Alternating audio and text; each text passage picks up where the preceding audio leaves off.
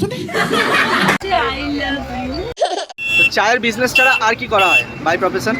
By profession আমার career start করেছিলাম আমি মডেলিং থেকে। এখনও আমি শ্যুট করি, ব্র্যান্ডেড শ্যুট ছাড়া আমি করি না, ব্র্যান্ড শ্যুট করি।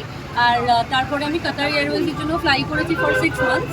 তারপরে আমি চিন্তা করলাম কি মানে অ্যাজ আ ক্রু আমি তো সার্ভই করছি মানুষজনকে, তো সেই সার্ভটা অন্য লোকের কোম্পানিতে না করে নিজেরই ছোট্ট একটা ব্র্যান্ড ওপেন করে আমি এন্ড অফ দ্য ডে তো মানুষকে সার্ভই করবো, তো সেটা নিজের কিছু করে করি। তো সেই জন্য আমি মোটামুটি আমার এডুকেশন ইন্ডাস্ট্রিও মানে ঘোরা, মানে আমি as a teacher Asian international স্কুলে আমি লাস্ট 1 ইয়ার ওখানে টিচারই করেছি। সব রকম আমি ক্যারিয়ার অপশনগুলো আমি একবার করে ট্রাই করেছি।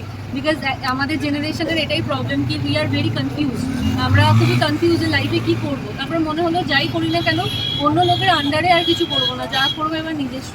আর আমি যেহেতু চা খুব ভালোবাসি, আমার টি লাভার, তো আমার মনে হলো যে যেই জিনিসটাকে ভালোবাসি সেই জিনিসটা নিয়ে এগোই, তাই জন্যই আজকে এটাকে আমি করলাম। তো এখন হ্যাপি তো?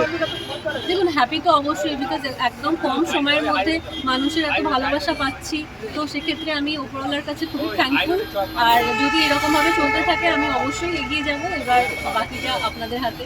আর আপনার দোকানের নাম হচ্ছে টিএমও, এটার মানেটা কি? টিএমও ইজ স্প্যানিশ ল্যাঙ্গুয়েজ, এটার নাম হচ্ছে আই লাভ ইউ। এবার দেখবেন আমার লোগোর মাঝখানে হার্ট শেপের মধ্যে চায়ের মানে ছবি দেওয়া রয়েছে, তো এটা আমি এই কনসেপ্টে করেছি কি আই লাভ টি, তো ওই জন্য টিএমও নামটা।